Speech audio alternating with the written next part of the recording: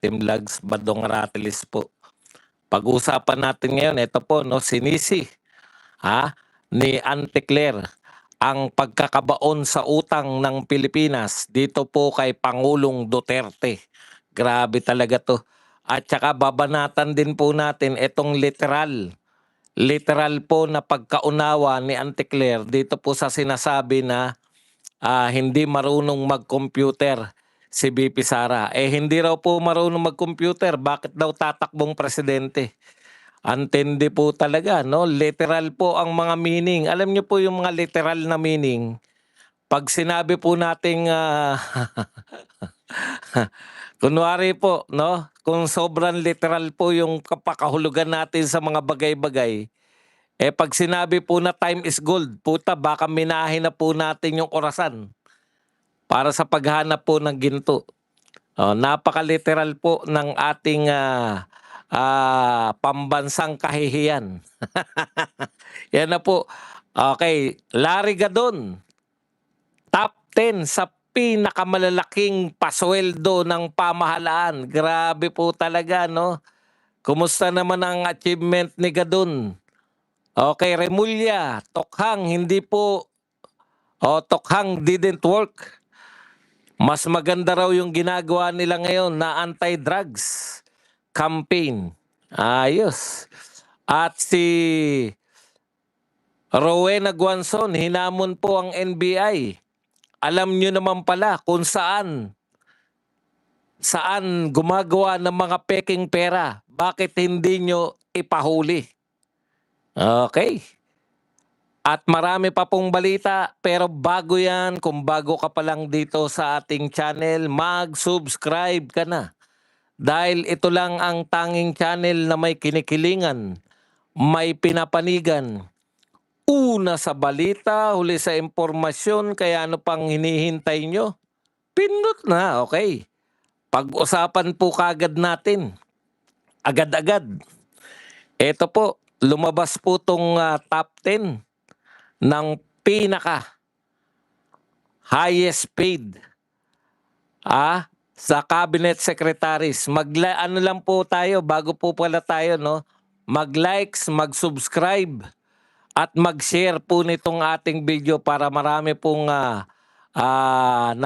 nararating ng atin pong mga video. Huwag niyo pong kalimutan mag-likes, mag-share, at siyempre mag-subscribe na rin yung mga hindi pa po nakaka-subscribe. Isang likes lang po. Masaya na tayo. Antindi Larry Gadon, top 10 ka. Alam niyo po, sa katotohanan, no? Ano ba talaga trabaho mo, Gadon? Ito ang sinasabi natin, no, Mr. President, at sa administrasyong ito. Napakarami po nating swelduhan na hindi naman natin alam kung anong pinagagawa nila sa buhay. Ito po ay create po to, no? Itong Papa Gadon, poverty alleviation na to. Alam ko ngayon lang po to, no? Bagong create na cabinet position ang sweldo. At hindi lang po pala yun, no? Akala ko po dahil ito ay halos wala namang gampanin, hindi po to mga normal na department Di po ba? Na merong mga tauhan, define kung ano yung gagawin, no? Pero ang nakakagulat po, top 10. Itong siga doon sa pinakamataas na pasweldo natin. Kung tutusin po, pwede na po sana itong mga ganitong opisina. Ang tanong, ilan po ang trabahador dito sa opisina ni Gadon? Lahat po yan, pinasosweldo natin. Ilan po ang binabayad natin? Magkano po ang binabayad sa opisina ni Gadon? Yan po mga sayang Bakit po sayang? Pwede pong mag-exist ang Pilipinas nang wala pong mga katulad nitong opisina ni Gadon. Wala po tayong naririnig na programa, wala pong ina-advertise na ginagawa itong si Gadon. Pero patuloy po sa malaking pasweldo, no? Biruin mo, top 10. Ang sweldo niya po, 4.95 million. Secretary rank na hindi po natin hanggang ngayon naunawaan kung ano po ang kanyang tinatrabaho. Kasi paminsan-minsan, lumulutang po si Gadun para umatake lang. Kaya, opo, kasi simula pa lang natin, Regine, huwag ka mag-alala. Nasa tamang direksyon ka. Alalang-alala si Regine, lagi na lang daw siyang question and answer eh. Sakto ka lang ngayon. Okay. Ngayon po, tignan po ninyo kung binabayaran po siya ng milyon-milyon para lang po manira sa mga Duterte o matake sa mga Duterte, wala po tayong ganyan po nag-aaksaya ng panahon. Panahon, pera, at resources ang ating pamahalaan. Mga walang kakwenta-kwentang opisina nagtatayo para lang po yung mga nakatulong sa kanila o na mga kakampi nila ay magkaroon po ng trabaho. Teka, Auntie Claire, daig ka pa ni Gadun. Auntie Claire, araw-araw ka bumabanat, daig ka pa ni Gadun sa sweldo. Samantalang si Gadun, paminsan-minsan lang. Paano ba yan? Di ka ba aangal niyan? Okay. Simulan na po, isa po pong pasakali bago po tayo pumunta rito sa mga aktual na marami tayong mapagre-rekan. Ito po, parang pinagtulungan, di ba, si Leandro Libiste diyan po sa House of Representatives. Pinagtulungan po siya ng mga kapwa niya mambabatas dahil sinabi niya, galit na galit po yung mga congressman kay Leandro Libiste. Siyempre, sabi niya, magpakita ka ng ebidensya. Panay ka di umano, panay ka haka-haka, panay ka hearsay. Tapos gagamitin mo pa itong ating bulwagan, itong plenaryo, hindi. Tama, plenaryo, itong ating House of Representatives plenary. Gagamitin mo pa para siraan lang ang mga congressman. May isa pang araw congressman na muntik-muntik ng upakan itong si Leandro Libiste. Dahil po, yun na nga, no? Dahil po sa pinakakalat na nagsasabi po siya ng katotohanan na sino ba ang hindi bumili ng boto dito sa atin. Nasaktan naman po yung mga walang dungis na mga congressman, yung mga napakabubuting congressman. Okay ba yung sounds natin mga kapatid bago tayo tumuloy? Paki-1 lang nga po. Yung mga walang dungis na congressman, nasaktan naman. Sa sinabi ni Leandro Libiste na nagbayad o namili po sila ng boto. Pero eventually, ang magpapasya po kung talagang may bilihan ng boto nung nagdaang eleksyon ay eto pong mga mamamayan. Ang tanong po, kasi ako definitely hindi ako nabigyan, hindi po binili ang boto ko nung nakaraan. Ang tanong ko po sa inyo, nagkaroon ba ng malawakang vote buying at magkano po sa mga lugar ninyo? Ayan. Magkano po ang bilihan diyan? Kasi taong bayan po yung nagsasabi na totoo yung bilihan ng boto. Para po makasiguro tayo, mag-comment po kayo dyan kung magkano po ang bilihan ng boto dyan sa inyong lugar. Siyempre, sama-sama na yan, di ba? O per candidate ba? Hindi ba yung magkakapartido, isang bilihan lang? Kunwari, iba pa yung kay mayor, iba pa yung kay congressman, iba pa yung kay vice. Paki-ano lang po dyan.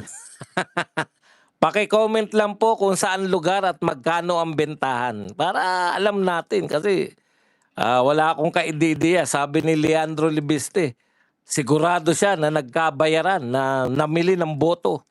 Sabi naman itong mga Congressman, huwag kang magbintang kung wala kang ebidensya. Ang ebidensya po ni Leandro Libiste, alangan namang magpa-picture. Ito po halimbawa, 15K to 25K dito sa amin. Dito sa Calamba, Laguna, 1K bilihan dito, sir. Okay, tanyo, may mga talagang dito po sa Cebu, laganap yan, Boss Buds. Mababa na 500 kada kandidato. Swerte. Swerte no. Walang kwentang Asian ramdam ng taong bayan sa Cebu na head. Teka, dito nga tayo magbasa. Masyadong maliit dun eh. 3K dito sa Davao de Oro per voter. Tignan nyo po, kung wala pong bilihan ng boto, masasabi po ba yan ng mga viewers natin? Teka lang, hindi ko mabasa eh. Yan. Kaya lang nabasa dahil ang laki nung kay Davao Adventure eh. Lipat kayo sa Samar, malaki bigayan doon. Okay mga kapatid, lipat po tayo ng ibang balita. Ito po, dahil napag-uusapan po ngayon yung pagkalubog po ng utang ng Pilipinas, grabe po, pinakamalaki po na pagkakautang ng Pilipinas, breaking all record talaga to si BBM.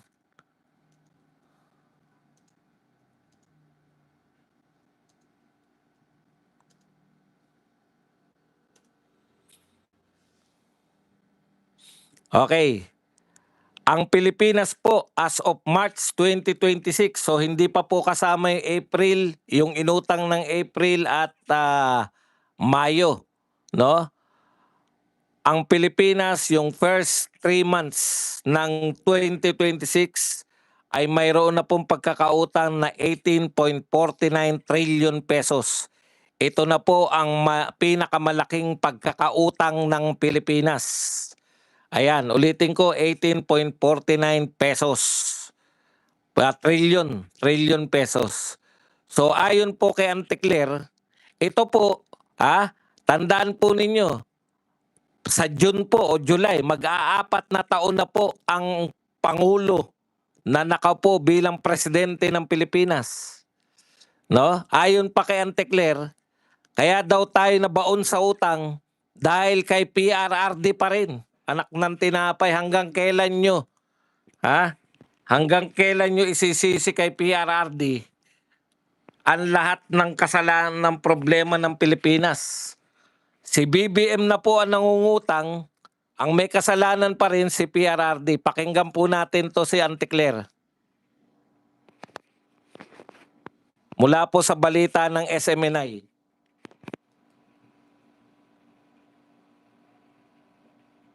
Ni Pangulong lumaki ang utang dahil naman na po ni Pangulong Marcos Jr. ang napakalaking utang na nakuha ni dating Pangulong Duterte. At ito'y napabayaan di umano dahil sa mga pang-aabuso sa farmland at sa mga ghost projects noon ng Build.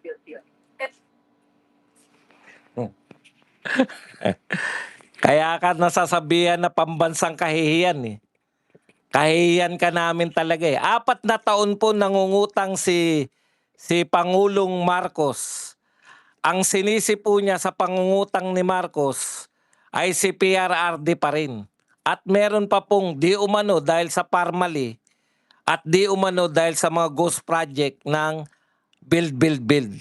Anak ng tinapay naman Okay, sasagutin po natin yan. Totoo ba na mas malaki ang utang ni PRRD?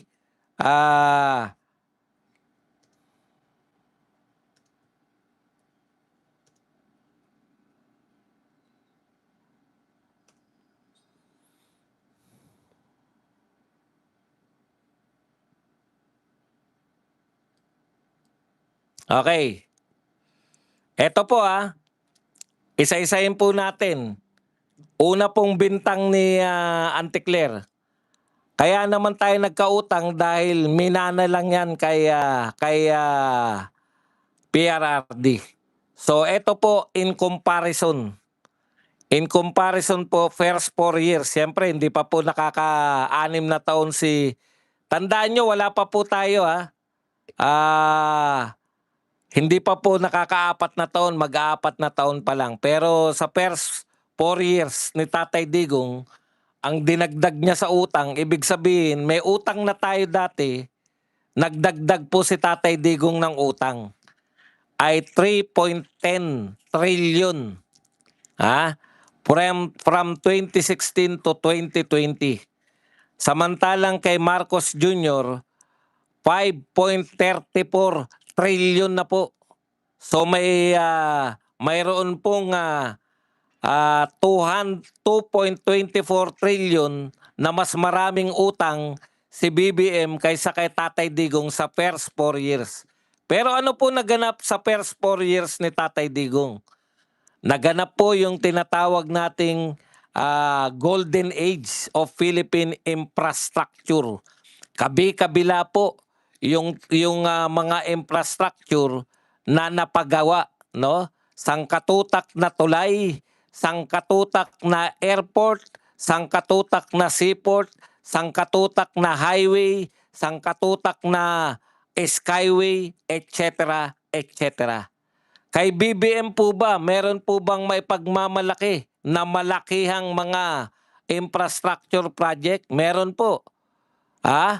Yung pinakamalaki po, baka sabihin nyo naman, hindi tayo fair dito. Ang pinakapangunahin po na ay pinagmamalaki ng BBM government, nako, napakatindi po nito. Ang laki po ng impact nito sa ekonomiya natin, no? Yun po, dahil po dati, pinakamataas po, tinatawag na Mount Kamuning. Ano ba tawag doon sa tulay na tatawid ka sa MRT? Footbridge.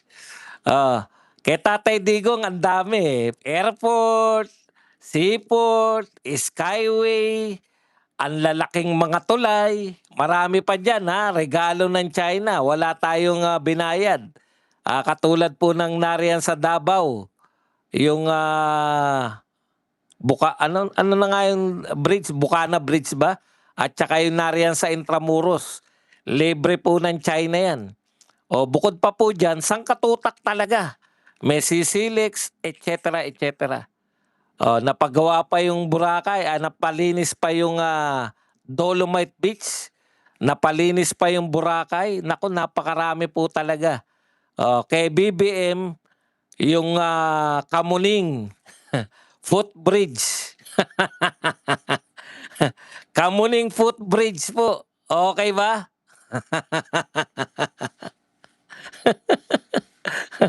Masaya na yung mga taga-Kamuning. May footbridge sila na may elevator. Ayan yung sinasabi natin ang husay. Okay. Tapos po, mayroon pa pong pandemic. Napakagastos po, napakalaki po ng ginastos natin na panturok po na yung ano nang tawag natin dyan, yung ini-ineksyon, bakuna. Bakuna laban sa COVID. Tapos halos lahat ng mamamayang Pilipino nakatanggap po. Halos lahat, hindi ko naman sinasabing lahat. Halos lahat po ay nakatanggap ng ayuda. Yan po. May bakuna na, 3 bakuna at least. Lahat po ng mamamayan yan. 100 million na mamamayan, binakunahan. Kaya po tayo nagkaroon ng utang na 3.10 trillion. Si BBM po, 5.34 trillion. Mas mataas po ng 2.24 trillion kaysa sa nautang na first 4 years ni Tatay Digong. Wala naman pong sakuna. Wala po tayo, kahit bagyo, wala po tayong naalala na malakas na bagyo na dumating sa atin. Paano, baka hindi na natin kayanin pag may mga super typhoon pa na dumating.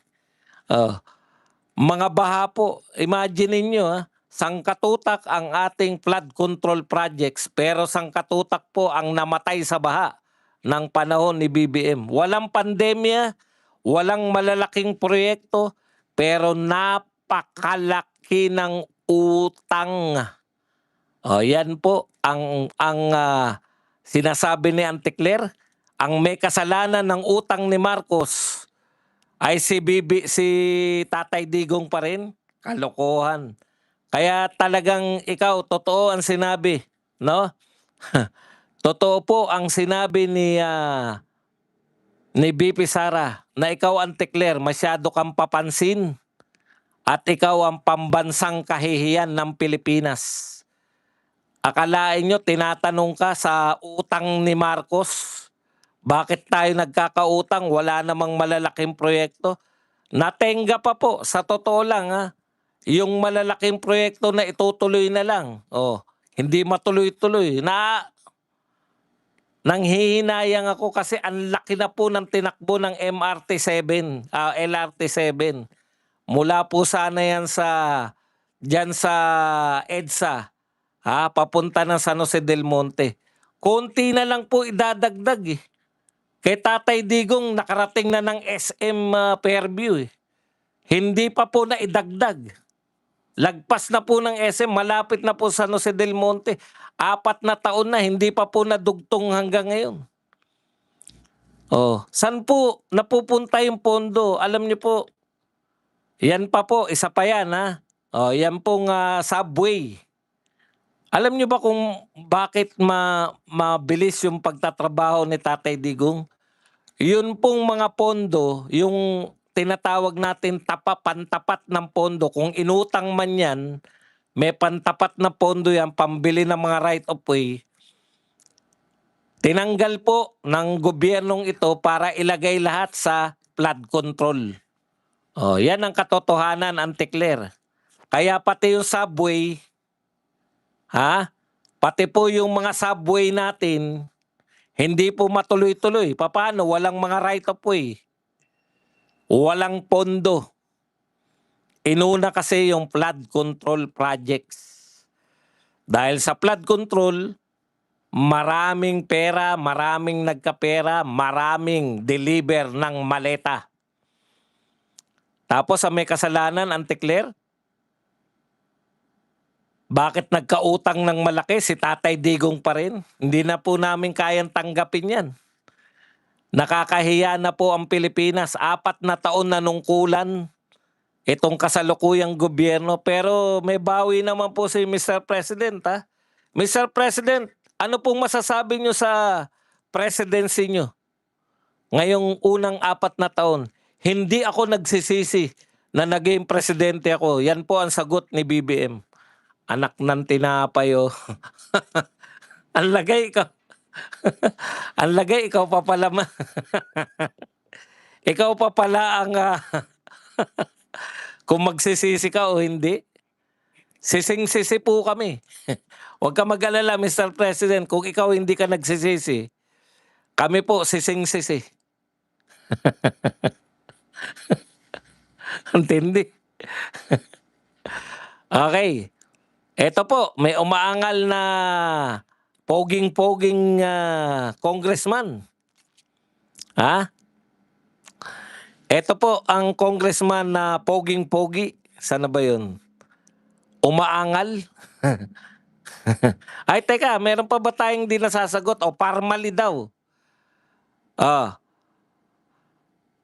Kaya daw tayo nagkaroon ng malaking utang dahil daw sa Parmali at sa build na may ghost project. Alam mo, Anticler, kalaban ni Tatay Digong ang mainstream media. Anticler, makinig ka, Anticler. Sinasabi mo, maraming ghost project yung build. Asan? Nilihim ng mainstream media? Nilihim nyo? Ikaw? Sa daldal mo na yan, nalihim nyo sa amin yung mga ghost project ng build. Antindi nyo naman. Yung mga nakatagong pera ng mga Duterte na ilalantad nyo, bilyon-bilyon sabi nyo. Mainstream media, kagat ng kagat. Tapos ngayon may ghost project pala. Wala kayong maituro. Asan ang ghost project ng build? Nagbobolahan tayo. Kakampi nyo ang media ni isang ghost project. Wala silang mailantad. Putya, Mary Grace Piatos nga pinipilit nyong ungkatin. Confidential fund nga, nilaladlad ninyo. Paano kami maniniwala na may ghost project si Tatay Digong? Di inaraw-araw nyo yan. Yung pananapak nga ni Inday Sara ng sheriff dalawasin ko kung ibalita nyo Yung pagmumura ni BP Sara dahil galit na siya. Lagi nyong pinalalabas. Tapos, sasabihin nyo, may ghost project si Tatay Digong nung build. Asan? Asan yung ghost project? Wala ni isang media na nagsabi, pero yung mga imagination yung magnanakaw sa... Yan yung nakakaasar sa amin Kayo yung maraming ghost project. Pangulo mismo ng Pilipinas nagsasabi maraming ghost project. Tapos bibintangan mo yung dating Pangulo. Asan yung ghost project? Bakit ni isang media walang nag-report? Thank you very much kay Beng Patrick na nagbigay sa atin ng 320 yen. Good evening, Sir Badong. Good evening din sa'yo. Huwag nyo niloloko yung mga tao. Walang ghost project sa build. Pag sinabing may tulay, kita yung tulay. Bakit ni isa walang nagbintang sa media na may ghost project si Tatay Digong? Pumunta kayo ng Davao, teritoryo pa ni Tatay Digong. Naghagilap kayo doon. Diyan nga nasira yung political career ng mayor ng Baguio City. Kasi pilit na naghahanap ng gagamba doon sa Davao. Wala nakita ni isang palpak na proyekto. Wala nakita ni isang ghost project. Tapos ngayon, sasabihin mo kaya nagkautang kay Tatay Digong dahil sa ghost project. Asan? Saan yung sinasabi mong ghost project? Tignan nyo. Kaya ikaw, totoo si BP Sara, ikaw ang pambansang kahihiyan ng Pilipinas. Salita ka ng salita na walang katotoran. Kung meron pong ghost project si Tatay Digong o sino man sa mga Duterte, sa tingin mo hindi ibabalita yan ng mainstream media? Kalokohan. Inaraw-araw nyo sana yan. Dahil sa Parmali. Alam niyo ba kung magkano lang yung pinag-uusapan natin sa Parmali? Ang pinag-uusapan po natin ghost project, ito pong sa flood control, trillion. Tanong nyo kung magkano yun sa Parmali? 10 billion. Ano ang problema sa Parmali? Ghost pa, ano ba yan? Product? Hindi po. Overprice. So bumili tayo ng overprice.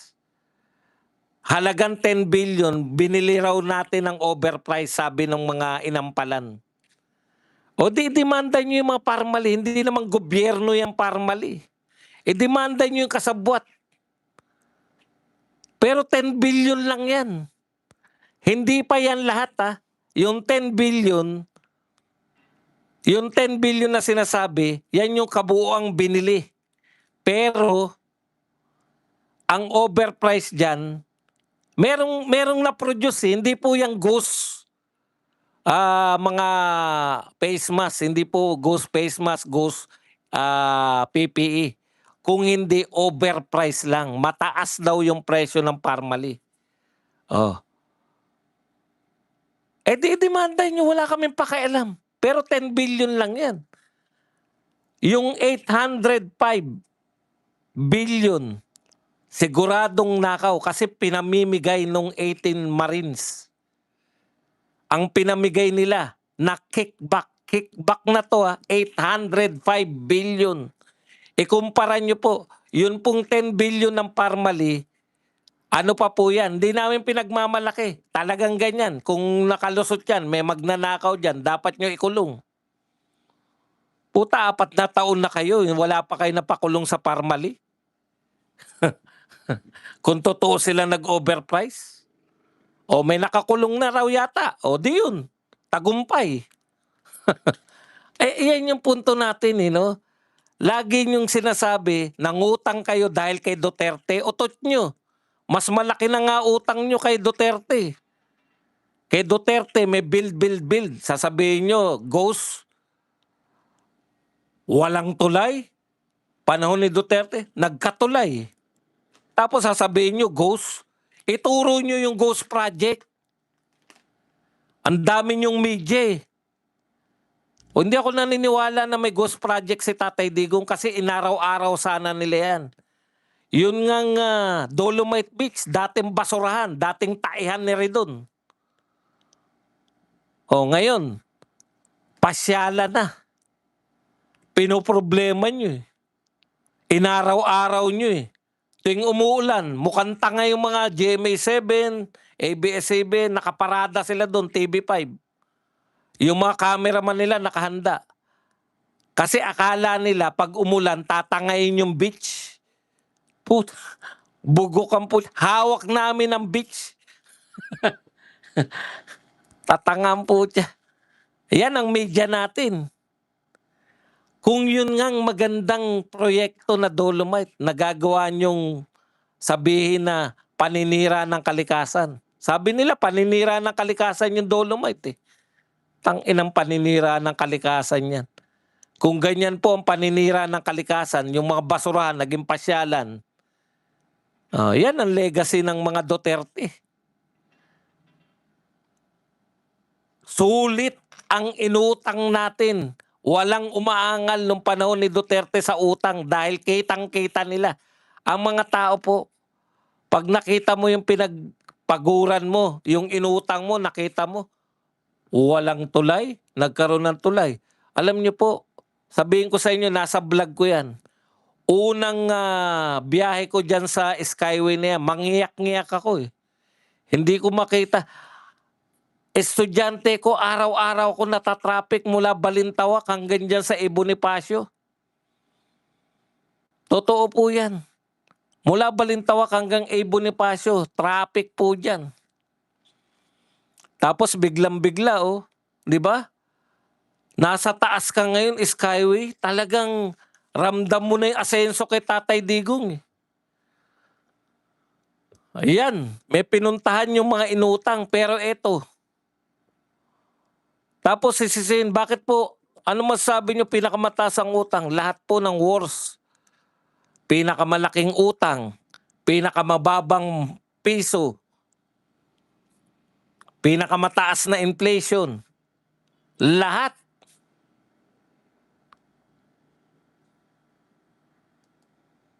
Lahat po ng mga negative. Yan ang record ni BBM. Okay.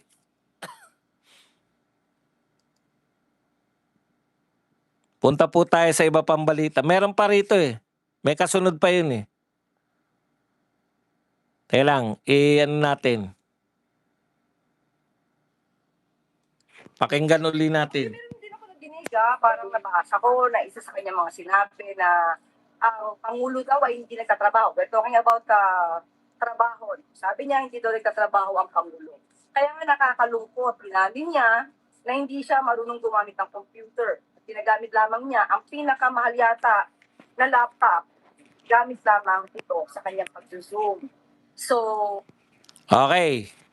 Di ba? Hindi nagtatrabaho ang Pangulo. Kaya malungkot siya dahil hindi marunong mag-computer si BP Sara. Halo-halo eh, no? Ang tindi talaga nito magsalita eh. Hindi nagtatrabaho ang Pangulo, sabi ni BP Sara. Kaya tayo lubog sa utang, kaya maraming mataas ang presyo kasi hindi nagtatrabaho ang Pangulo.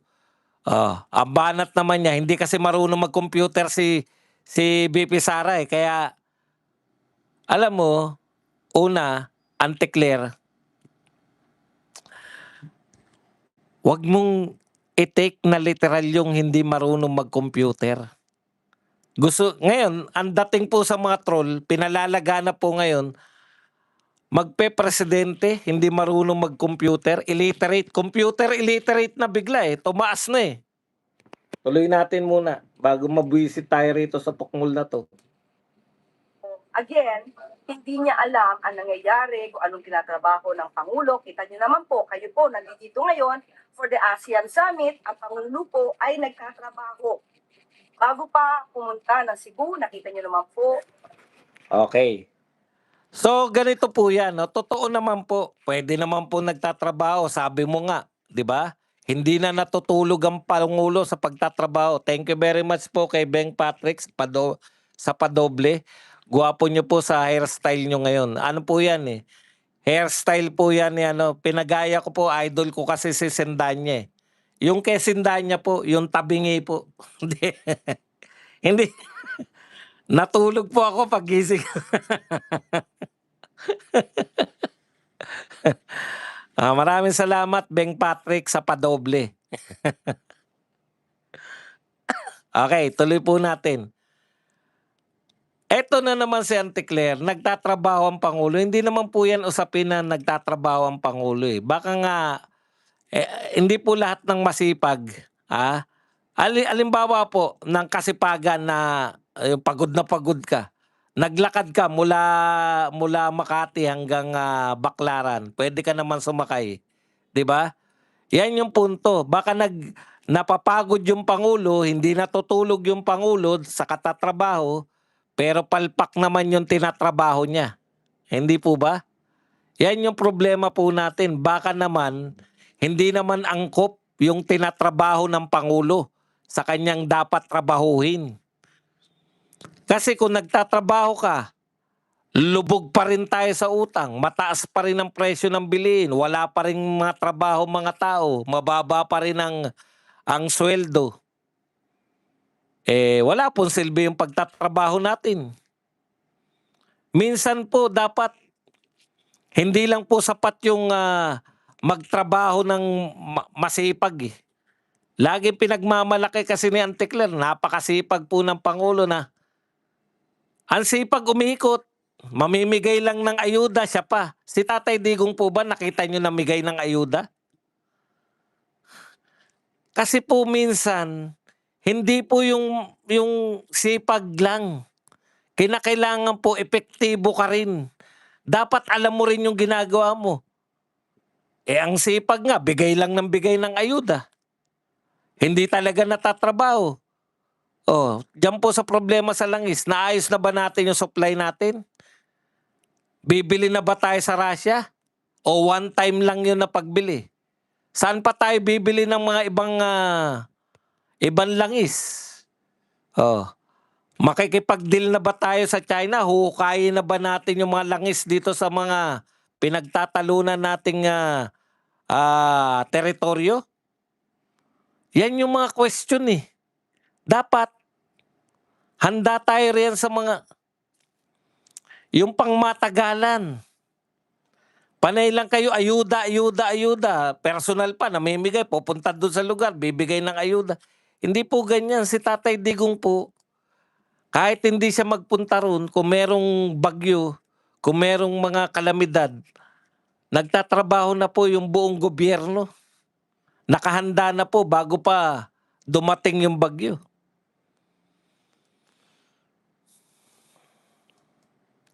Okay. Yung pagiging literal niya po na naniwala sa computer. Yan. Ito yung sinabi ulit ni Auntie Claire. Siguro kaya ganyan siya magsalita dahil behind siya masyado. May kasabihan na tayo. Hindi ba the brain operates on use it or lose it principle? So hindi tayo nagtataka kung medyo behind siya sa mga updates, mga current events sa mga ginagawa ng Pangulo at ng gobyerno. Dahil hindi nga siya marunong gumamit ng computer. Alam po ninyo, wag niyo sabihin na literal yan. Kung totoong hindi marunong gumamit ng computer yan, may computer class na yan nung siya'y nag-aaral eh. Paano papasa ng computer class niya yan? Computer subject, kung hindi siya marunong mag-computer. Tandaan nyo, sinabi niya po, ginagamit ko lang pansum. Pero yung iba, ang nagtatrabaho na, yung mga tauhan niya na. Ganun po talaga pag leader ka. Auntie Claire, ulitin ko, ibubulong ko sa'yo, ganun talaga pag leader ka. Hindi na ikaw ang gumagawa. Kaya ang sasabihin mo, ako madalas kong sinasabi yan, hindi ako marunong sa computer.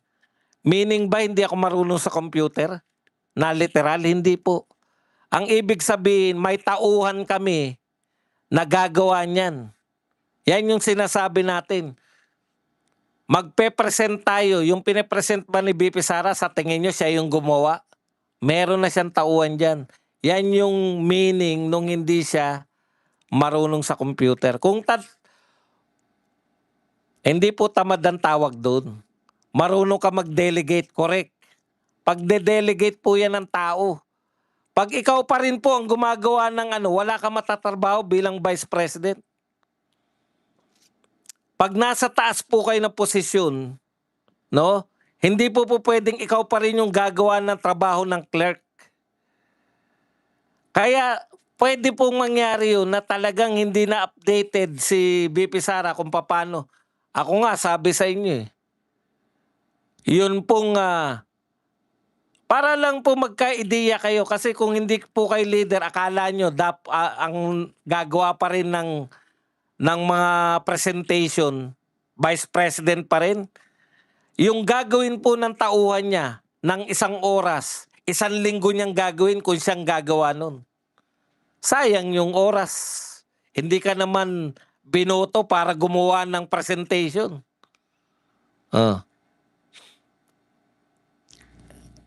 Kaya nga mali yung pang-intindi nyo. Ganun talaga magsalita yung mga leader. Sasabihin, ako na lang, wag na yung iba. Sabihin ko, hindi ako marunong niya mag-computer ha. Ikaw na tumuko dyan, ikaw na gumawa nitong presentation na to. Ganito ang gusto kong ilagay mo dyan.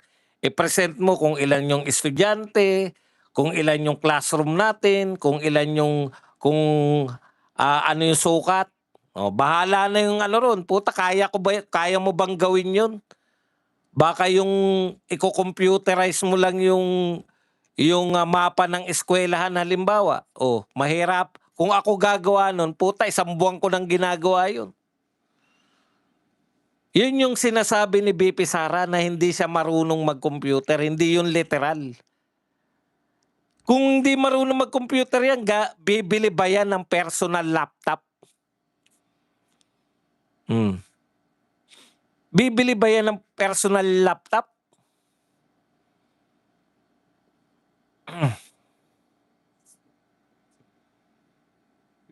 Kaya sabi ko nga, nung panahon namin, wala pang computer class, wala pang computer subject nung college. Nung panahon ni BP Sara, meron na. Nagtapos ng abogasya yan eh. Hindi marunong mag-computer.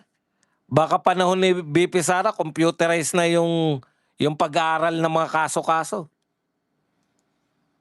Kaya ang banat nila ngayon, tatakbo ng presidente, hindi marunong mag-computer. Pukin ng katarantaduhan yung mga pinagsabi niya.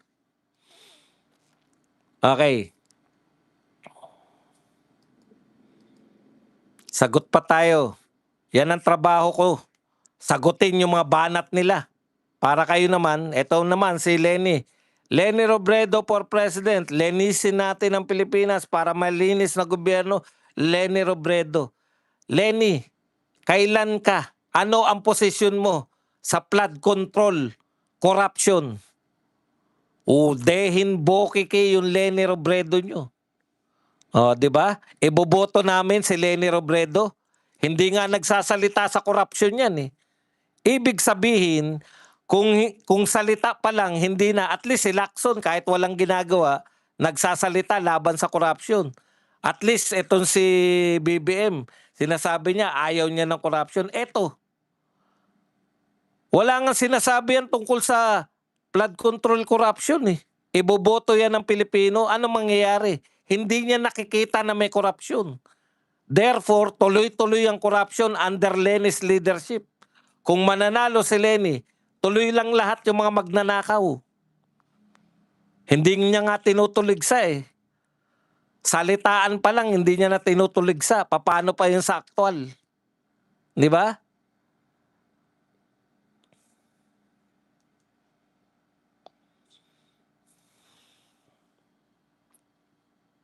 Okay. Eto naman po. Si Shell Jokno, sa buong Southeast Asia, ito sabi ni Shell Jokno, sa buong Southeast Asia, Pilipinas ang isa sa pinakamataas na VAT rate at 12%. Panahon na para ibaba ito sa 10% para mabawasan ang araw-araw na pasanin ng mga pamilyang Pilipino. Okay. Kaya ang solusyon nyo, pinakamataas tayo sa buong Southeast Asia, 12%. Ano solusyon nila? Impeach si BP Sara.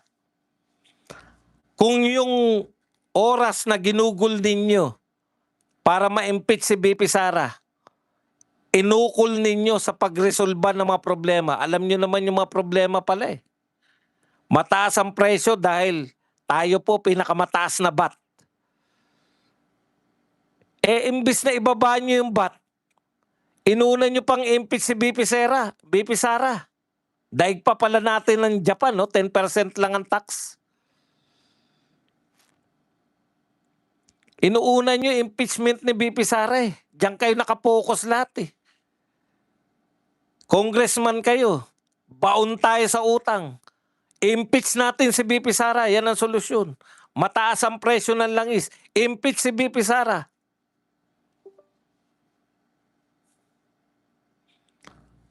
Pinakamababa ang piso ngayon. Impeachment ni BP Sara ang solusyon. Mataas ang inflation. Impeachment ni BP Sara ang solusyon. Anak ng tinapay. Yan po ang solusyon ng mga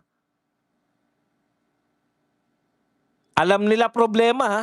Pero ang kalutasan sa problema ang hindi tugma.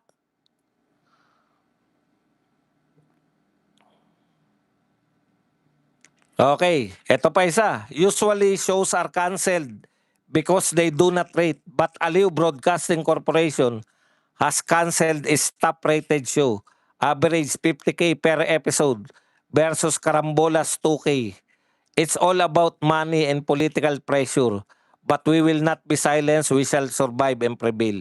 Ito po ang sinabi ni Yes Topacio dahil tatanggalin na ang kanyang programa sa DWIZ. Mataas ang rating pero tatanggalin pa rin. Congratulations po sa atin. Okay, eto naman po. Inaraw-araw na rin ni Lawrence Defensor. Dati ang umaaraw-araw lang si Redon. Sabi po ni Lawrence Defensor, nararamdaman namin personally, I can see, lalo na sa mga reaksyon ng mga tao. Ginamit nyo na naman ng mga tao. Ang hilig nyong gumamit sa mga tao, no? Ang tao, sumusuporta po kay Sara Duterte. Tao kayo ng tao.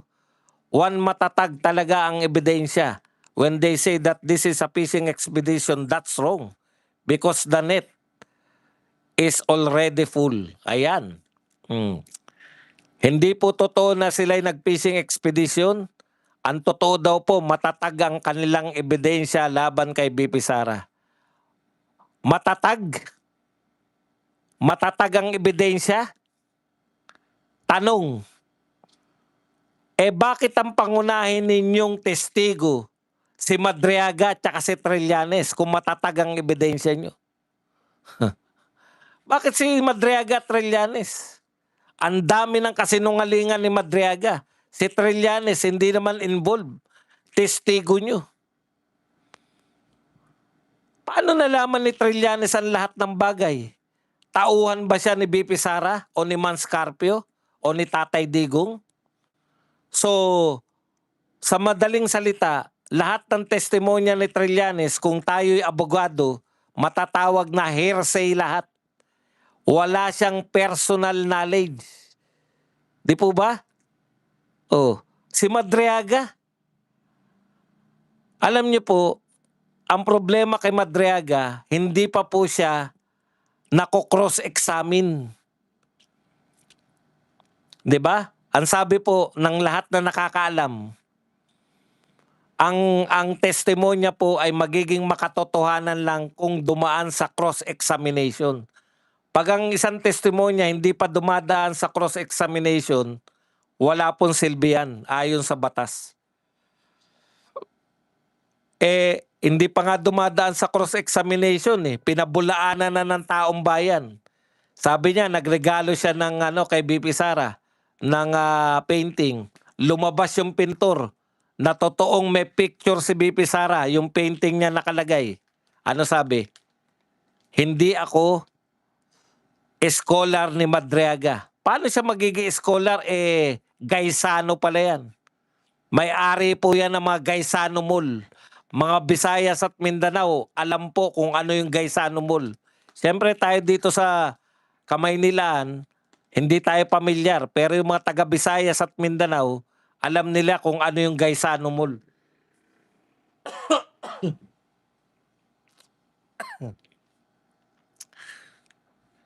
Nag-withdraw si Madriaga sa non-existent bank, sa non-existent mall, non-existing mall. Hindi pa na itatayo, nakapag-withdraw na. Wala pang mall dun sa lugar. Nakapag-withdraw na si Madriaga sa bangko dun sa loob ng mall na hindi pa nag-exist. At marami pang iba. Imagine, wala pa sa ano yan ha.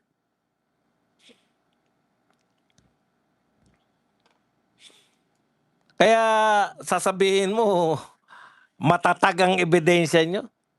Eto, last na. Dahil wala na tayo oras. Marami pa sana Pero sa mga susunod na, baka mamayang gabi.